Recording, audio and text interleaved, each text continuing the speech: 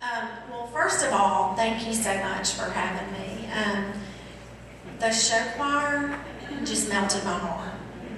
Because as they were standing up there, I was thinking about all the kids that were in that group that were expert singers, but maybe not expert academic students. And I was thinking that gave them an opportunity to be successful.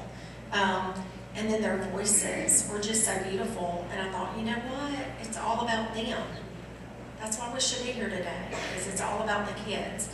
At the state agency, sometimes we have to check our egos at the door because we all think we're right and we all want to be in charge because we're so passionate about what we do. But we try to remember always that it's about those kids. It's about improving student outcomes, access for them, and opportunities. And the other thing, I loved what Nick Moore said about the supports that, and basically, I'll just paraphrase it from what I thought. It was like saying, the most important piece is tier 1. You better get your supports and instruction right on the front end. Otherwise, you spend a significant amount of time trying to improve for those kids with interventions and things like that. So those were just a couple of things that stuck out for me. And I'm going to see if I can figure out this little. So we always start with a vision and a mission. And basically, every slide we have at the department, we started with a vision. Our State Board of Education, our leaders created this vision. And we say, as State Department people, it is our responsibility to provide the leadership and develop the things that they need for our schools, our districts, our teachers, our parents to be successful. And then this is our strategic plan goals. And this kind of unified what we did. We said all students need to be proficient in showing growth. And we said all. We did not care what your disability was. We said all students should be proficient in showing growth in all assessed areas. And every student should graduate from high school ready for college and career. Not every student's going to go to college, but we need to give them what they need to be successful. If they choose, this is my favorite thing, if they choose to be flipping burgers at McDonald's, then we need to make sure they have those executive functioning skills to work in those jobs. So it's our responsibility. And then we want every child to have access to high quality early childhood programs. That's something new for Mississippi. And then every school has effective teachers and leaders. So we want to put those supports with our teachers and our leaders because we know they're the ones ultimately that are controlling what's happening in those classrooms and in those buildings. And then every community has effectively uses a world-class data system to improve student outcomes, and every school and district is rated as a C or higher. So I have to share those. That's part of my job responsibility. So when you hear me speak again, I won't go through them since you're all in the same thing, but every one of my presentations starts with those. So I'm going to talk to you a little bit today about the journey, how we improved our state supports with some key legislation, and then how we looked at some other legislation for improving literacy, and then the partnerships that we have developed to support those efforts, and then our resources. So the first thing I want to talk about is what I said, my most important job is a mom. Because the mom job, being a mom of a student that had dyslexia, taught me way more than any book I could read, anything anybody could tell me. That experience was my heart. So that is my child a very long time ago, because he is 26 now. And what led me to have such great desires to get involved with dyslexia was he was a struggling student. He struggled in school. There were so many misconceptions about him. People would say, oh, he's so smart. And I was like, yeah, but he can't read. And I'm going to share some examples with you of things that happened, but then there was no guidance or support. People said, he's just a boy. Well, I was a teacher. Above all, I taught first grade. I did some of the first pre-K programs in our state. So I knew what he was supposed to do. And I also had a daughter that was older than him. And she read every book under the sun. She was in 5th grade carrying around a textbook, and we were in the doctor's office one day, and the person said, "Do you love that book?" And she said, "I love this book." And the lady said, "I'm a professor at the University of Southern Mississippi, and that's my college textbook." So obviously I felt like I did something right because she was brilliant. And then I had this sweet little man who struggled and couldn't read. And there was nobody to help me. No, and the only thing they said when I said something was wrong was, "He's a boy. He's a boy. It'll be okay."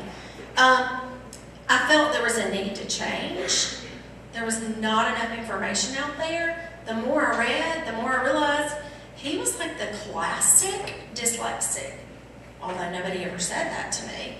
And I was very confident that he was capable, as well as all the other kids that I started thinking about that I taught that looked just like him. And I was certain if I did the right things, he would be successful. So I would say all the time, "Oh my gosh, I'm so worried about him. Like, he's 2, and he can't follow any directions." And my mom would say, "You gotta stop. Like, nothing's wrong with him."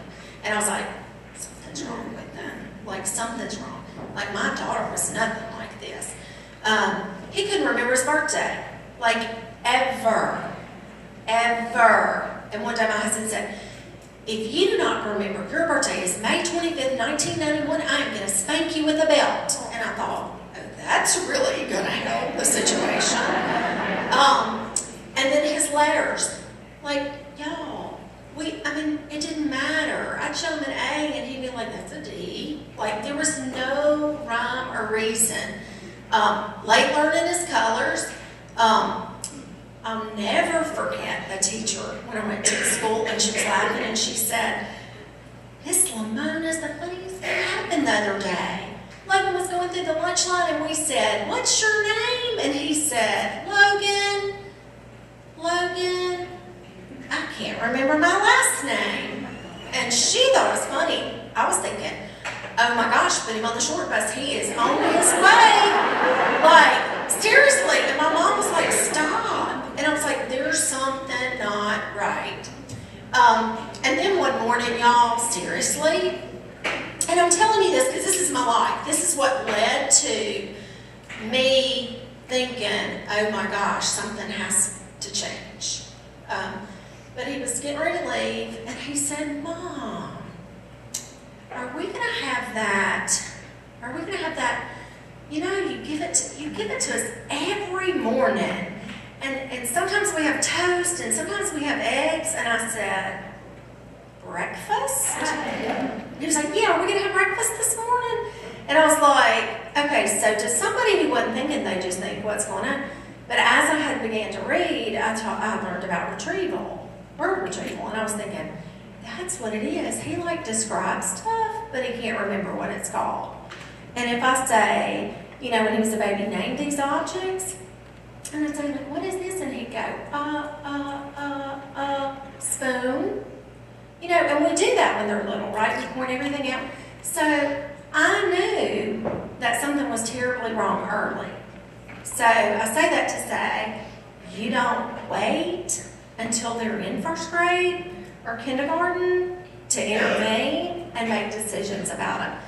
So for us, it was in Mississippi, I didn't go out and say, "I need to legislate. I need to pass legislation for Logan." I didn't do that. That was other beings listening to stories and having similar situations with their own children that said, "We got to do something. We got to shake up the system because we are not talking about it. It's on the back burner." People say we don't recognize, they still say we don't recognize dyslexia in Mississippi, and I'm like, oh my gosh, we've got all this legislation and requirements. But so for us, legislation. And the first piece of legislation was they appropriated around $250,000, $300,000 for dyslexia grants to public school districts. And then, that was in 1996, and then in 2012 they said we're going to pass something for tuition assistance to help students attend special purpose non-public schools for dyslexia. So we're going to help pay for those kids to go to these schools.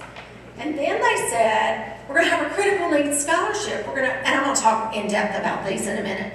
We're going to have a critical needs scholarship, and it's going to help pay, it's going to do tuition reimbursement for teachers to go back and get a master's degree. And then they said, we're going to pay our costs. We're going to have a supplement, and we're going to pay $6,000 a year for these individuals that go on to get their call supplement. Okay, so that sounds fabulous, right? Like, doesn't that sound like we have it going on?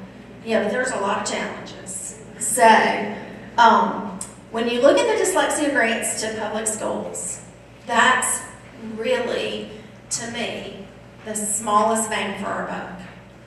We only are appropriated $225,000 to $300,000 per year. Okay, that's not a lot of money at all.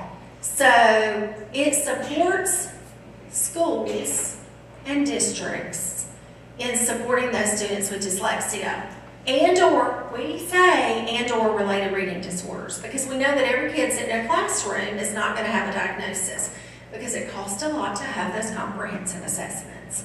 So you don't have to have a diagnosis. If you're a school that gets a grant, they just have to have like a criteria for establishing that that child needs to be included in that program. So what does that grant fund? It funds a dyslexia screener, dyslexia interventions, you can purchase dyslexia interventions with it, instructional resources, and pre and post assessments. It pays up to 80% of the dyslexia therapist salary. So that was something before. The grant had never allowed us to pay a salary. It was only supposed to be used for, you know, those other commodities and screening and things like that. Well, once we got a master's program and we started graduating dyslexia therapists, we thought, let's put that in there. It will encourage districts to hire dyslexia therapists to serve these kids. And then it funds professional development related to dyslexia for administrators, for parents, and teachers. So, how do we do it? We have an RFP process that we go through. Now, mind you, how much money was it? This year it was $250,000. So you're not looking at a lot of money.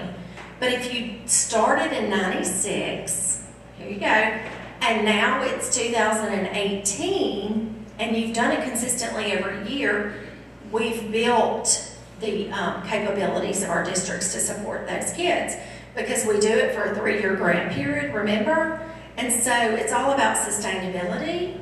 So once we give you this and you build this program, if you don't get it 3 years down the road, odds are you're going to continue to support or continue to provide those supports at that level, because you've seen the outcomes, the increase in your student outcomes. So we have a whole RFP process that we go through. Very competitive. They submit their proposals, we review them, and award the top 5. It's only, we max it out. So if you apply, you can get $45,000 each year for 3 years, okay? Doesn't sound like a lot of money, but you would not believe what they can do with that money. I mean, it is amazing. What we're seeing now is they're investing in dyslexia therapists, because that person is able to come in and support those kids one-on-one, and support those teachers. So they have to designate a dyslexia contact. They have to attend some training that we have. They can't just say, we want it. They have to have somebody who has some additional training in dyslexia, because we want to make sure, there it is, that I'm going to finish this and then we'll break. How about that? Is that good? Okay. So they have to have some additional training, because we want to make sure that they know what they're doing. We want to make sure that we're giving the funds to the most advantageous groups. So oversee the implementation of the dyslexia plan and provide student data. So they are sharing data with us so that we can see how effective those supports have been. And we look at their pre and post assessments. We develop annual reports on that. And then we expend those they have to expend all their program funds. So as I said earlier, they could be used to purchase approved screeners, purchase instructional materials, fund up to 80% of that salary. And I want you to look what we have for our instructional interventions. They have to be Orton Gillingham based. The team that reviews our grant proposals are all either speech language pass, they're called certified, or they are dyslexia therapists that are called certified. So we have a very rigorous team that understands what they're looking for, and so they have to make sure that when they put in there what they're going to purchase that they are Orton Gillingham based interventions, and they have to have a process for identifying what the characteristics of those students are. They have to purchase multi-sensory, systematic, explicit language-based programs, provide instructional resources. These are just some of the things that they have to use the funds for. So they can't do any cost associated with application writing. Only salary, remember, is if you're a dyslexia therapist and can't buy computers or computer software, things like that. We really want them to invest in instruction on the front end. We really want to talk about what do we have to do, because that's how we build the capabilities of our workforce. And then they can't use it to cover tuition expenses or undergraduate, for graduate or undergraduate or entertainment. So here's our evaluation criteria that we use. So identification, project objective. So that's the whole thing we look at when we're assessing those. Y'all, this probably is the best piece, because since 1996 we've touched, like probably, oh my gosh, 50 different districts. So, I mean, it's been huge. And then this is our grant awards this year. And so where you can see it's not a lot of money, it is going to have an impact on those kids. I mean, you have to start somewhere. Okay, the challenges real quick and then we're going to break. Based on legislative appropriation. So there's funding changes each year. Sometimes there's cuts. And when you have just a little bit of money, a little cut equals a lot of money for those districts, and they've already planned for it. I told you that it ranges, so it's not a lot of money, but the limited number of recipients is probably the saddest part. So I'm going to stop here.